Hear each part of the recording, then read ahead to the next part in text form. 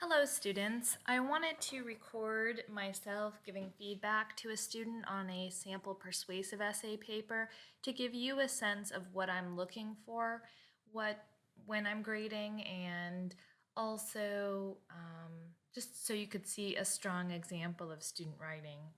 So this first page here, you can see I've already inserted comments on this page here on the right. And in this first page, what we have is the rhetorical context page, and that's not part of MLA. That's just something that I like to include. I got in this habit when I used to teach at UCF, and they used it over there. And I do think it's very helpful for you to identify, especially your audience, purpose, and thesis, because part of the objective for this class is that you can demonstrate audience awareness in your writing so that, if you're writing to a more informal audience, I can tell that with your word choice being purposefully informal, or if you're writing to a more formal audience, as is in the case with this persuasive essay and many academic essays, I can see that in your word choice and your approach to them. So the audience helps me say, are they appealing to that particular audience? And we talked about this in the audience PowerPoint, which I think is coming up next week, perhaps. I can't remember. Um, but if you're, for example, you're going to argue that, you know, marijuana should be legalized or something like that, and your audience is people who are concerned about how that will affect, health and societal motivation or something like that. They think that it's bad for people's health. Well, then you really know that you need to work on those concerns. You need to demonstrate that it is not going to be harmful to people if this is legalized, that it is not going to show a decrease in, crime or motivation or anything like that. So what we see here is this student has chosen her subject matter is paid maternity leave as a mandated employee benefit. And I remember her research question was, should there be paid maternity leave in the United States? Her audience is the majority of voters in America who believe that paid maternity leave should be mandated, but do not consider this an issue worth debate or action. Because remember, when you're choosing your audience, that usually, you're probably going to choose someone who disagrees with you or is uninformed or unmotivated. So she's kind of chosen more of an unmotivated group to target. Sometimes they're a little bit easier, in that they're on board with you, but then the case becomes you have to be kind of a rabble rouser. You have to say, like, go team, let's get up and do this. And so you really have to have a lot of passion in your argument, to motivate them. The purpose is to convince the audience that this is an issue. This issue is important and worth their attention. So that mirrors, what she's saying with her audience. And hopefully, if I get to her thesis, I will see the purpose mirrored in the thesis statement.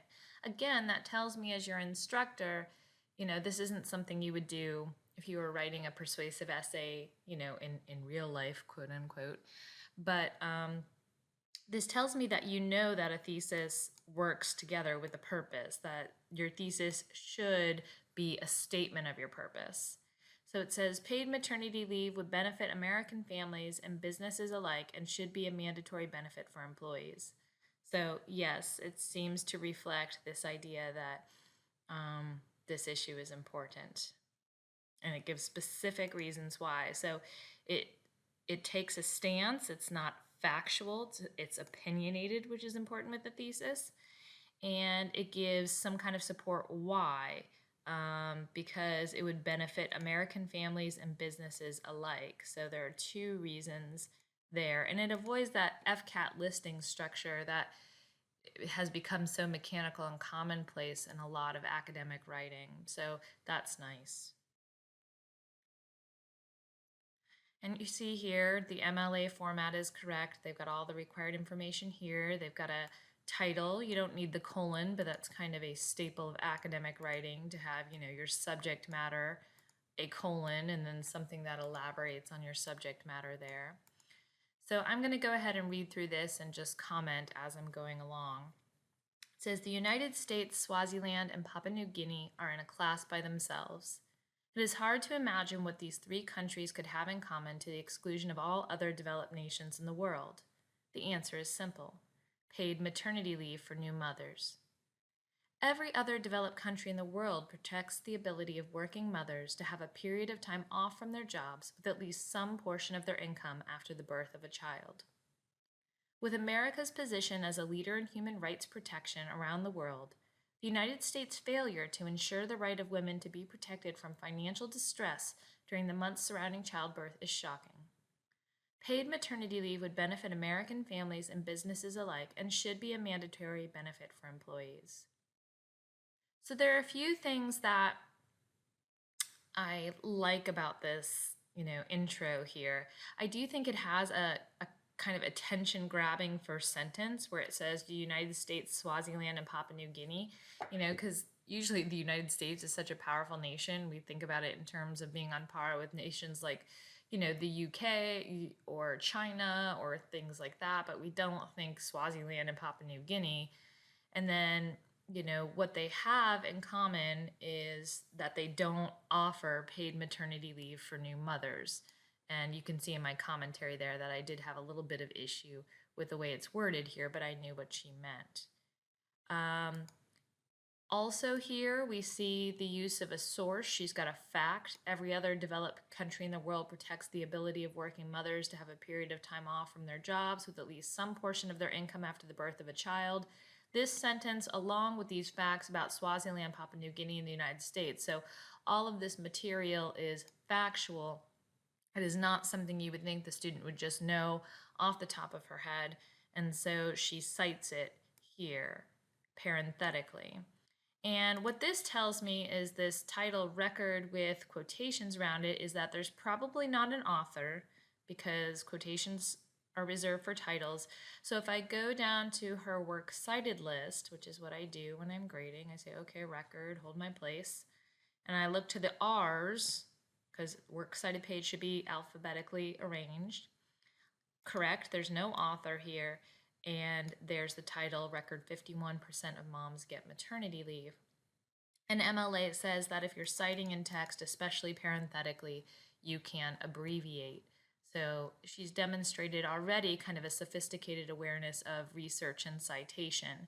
She did not drop, a quotation in there for all this, but she summarized it in her own words. So right there, right off the bat, we're seeing a lot of good things in this essay. We also start to see an appeal to the audience here. We see with America's position as a leader in human rights protection around the world, this idea that, patriotism is part of this and pride in the United States, that we are a leader in so many areas, but then here is where we fail and fail to ensure the right of women to be protected from financial distress. I do like that word choice there, distress, not just, financial hardship or having poor finances or something like that, but it sounds like it appeals to you a little bit more in your emotions, even though, again, it's a logos argument. It's more factual and reasonable. And, she says it's shocking. So trying to, again, we see a little bit of that motivational argument, trying to say, people, the audience may be aware of this, like she stated in her rhetorical context, but they don't really feel motivated to do anything about it. So she's trying to get them inspired to say, this is shocking, people, like it's not just like, oh yeah, that's sad. It's shocking. So it's hard sometimes to write a motivational argument because, you can end up, I feel like sometimes the narrator in those movie trailers, where it's like, or the lead in to, Eyewitness News at 11. It's like, killer bees are coming to your part of town. Act fast. What you need to know at 11. That sometimes if you're writing a motivational argument, you can run the danger of sounding too dramatic or using multiple exclamation points and just, and academic writing doesn't tend towards that kind of emotion usually. The academic community tends to be more placid and conservative and some would say boring. But, they tend to use logos above all else. So writing a motivational argument, in an academic paper can be challenging. And then finally, we get her thesis: paid maternity leave would benefit American families and businesses alike and should be a mandatory benefit for employees. So we know where she's going right from the start.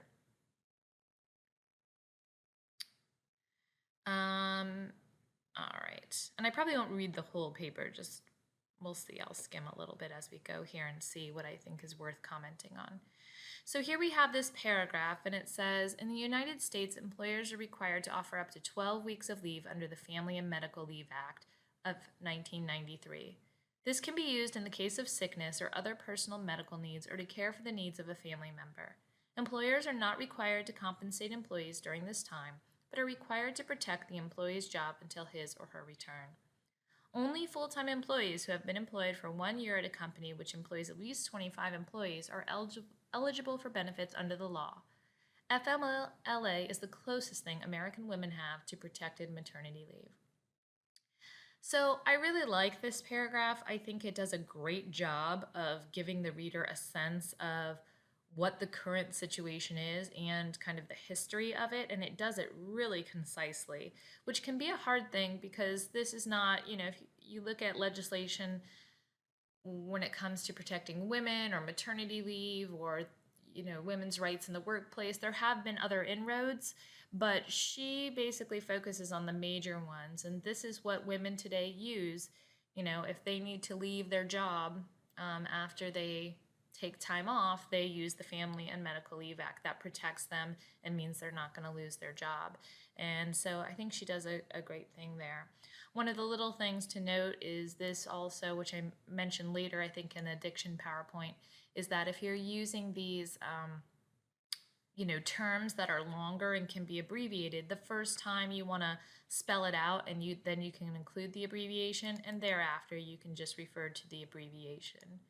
So you'll see also students sometimes go, wow, I'm finding, especially if they're writing about a topic with which they're not very familiar, before they start research, that they go, my whole essay is research. There are very few words where it's just my ideas, because all of this is summarized research. This is really the part where she chimes in, but that is the nature of a research argument or of any real research paper, is that your job becomes the synthesizer, right? That you are pulling the sources together. Your job becomes walking the reader through the sources, making connections between the sources for your reader, and leading them back to your thesis for it. So there are going to be large chunks that are just research, but again, this research should not be like data dumps where you just copy and paste and drop big chunks in there. You've got to chew it up. And oh my gosh, I just got the worst image in my head of baby birds. I think they call it mastication, where the parent bird, chews up the food for the baby and then gives it to the baby in a form the baby can handle. So, hey, you'll remember that, won't you? This is what you're doing for your reader, is you're chewing up your sources and you're giving them to your reader in a way that supports your argument and is in a way they can handle. Okay, so let's see what's going on here, this paragraph. While FMLA is a start, paid maternity leave would make maternity leave possible for many families that are unable to survive the financial stress of loss of an income for an extended period of time. So I like here that she's granting FMLA is not all bad. She's not even though she's trying to motivate her audience to act, she's not saying FMLA needs to go, we are horrible, we need to really do something about this issue. She's like, no, this is good, but we need to go further. Paid leave would also allow many women to take longer leaves, which have been shown to benefit both mother and child. In the U.S., a majority of new mothers go back to work before the 12 weeks allowed by FMLA. Within 2 months, 25% are back at work and 10% are working within 4 weeks of delivery. It is hard to imagine that most women would choose to return to work so soon if they were able to afford to do otherwise. According to an editorial in Birth Issues and Perinatal Care, a critical part of any leave policy is wage replacement.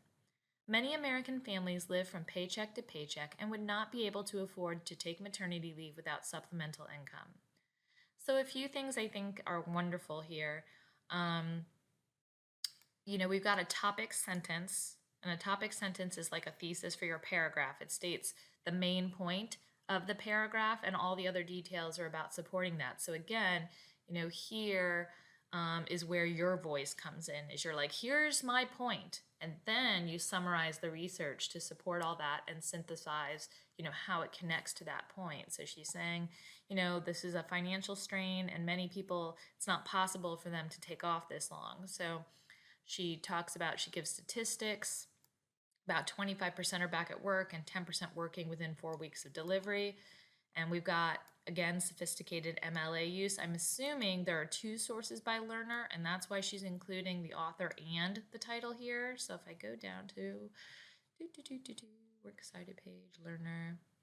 Yep, learner is 40 weeks the ideal maternity leave link. And look, the dash dash dash means it's the same name. That's an MLA little tidbit. So I didn't even expect her to do that. That's pretty sophisticated attention to detail as far as citation goes. So learner has 2 different topics here.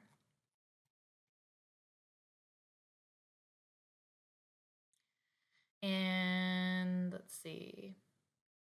Okay. And then she's got so she's got a sentence after, it's hard to imagine that most women would choose to return to work so soon if they were able to afford otherwise. So she's not, again, even just summarizing research like you would in your annotated bibliography and dropping it there. Sometimes students, I feel like they just regurgitate their annotated bibliography to me and maybe move the sources around, but they don't have those connecting sentences that synthesize how one source works to support their thesis. So try to follow each bit of research, maybe with some commentary that connects it back to the point of your paragraph. And she's got another source here, about wage replacement. So this synthesis of having multiple sources clearly connected in a paragraph is very sophisticated research and synthesis and writing skills. We'll do one more paragraph, I think, here. The benefits of maternity leave for women are numerous. Okay, again, clear topic sentence. So I expect to see in this paragraph what these benefits of maternity leave for women are. Maternal health is positively affected by the ability to take time to heal physically from the effects of pregnancy and childbirth.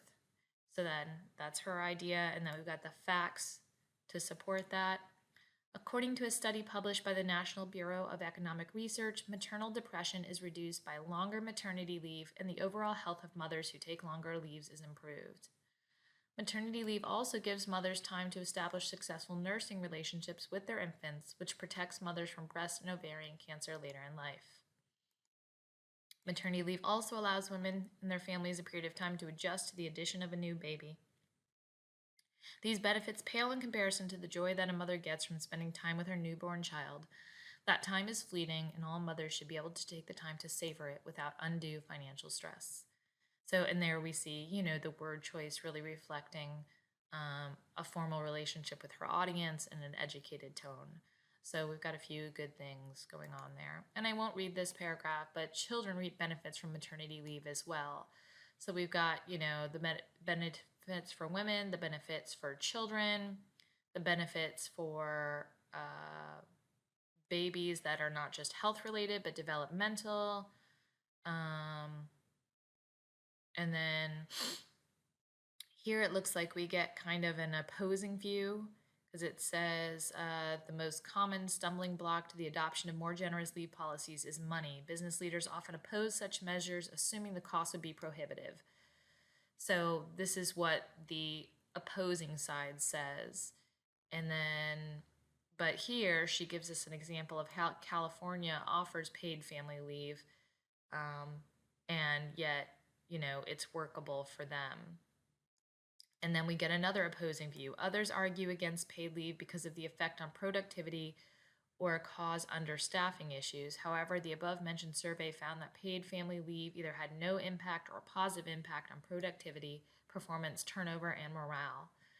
So you're getting definitely, she's breaking down all the opposing viewpoints and rebutting them here. And usually, when students have a hard time meeting the page count, it's because they don't go into enough detail about their support. So they'll give me supporting reasons, but they don't go into, the nitty-gritty, and that's really what she does well here and that you want to do.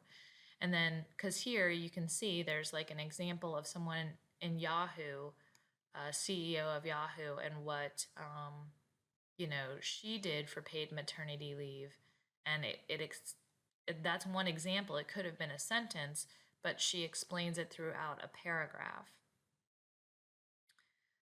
Um, and then we get kind of the call to action here at the end, where it says, businesses such as Yahoo can go a long way in creating a more open conversation about maternity leave benefits in America. By offering generous leave packages to employees, they encourage other companies to do the same. Competition for quality employees will require them to offer more and more family friendly benefits. Given time, the free market could even negate the need for government regulation. Therein is the beauty of our system of government. When this average citizen feels that something in our society needs to be changed, they can do something about it. Our government has failed to take action, so we must put pressure on our representatives in Washington. A survey by the Rockefeller Foundation in Time found that 62% of Republicans and even more Democrats felt that the businesses should be required to provide paid maternity leave. A majority of those on either side of the political spectrum agree on this issue. It is time for action on this issue. It is time to band together and catch up with the rest of the world. So I like that too. Catch up with the rest of the world harkens back to her first sentence there. So hopefully this gives you an idea of what a quality essay looks like. And I didn't go into every little detail, but there's a lot in here. I'll post this essay separate from the video if you want to look it over on your own. And please reach out to me if you have any questions. Thank you.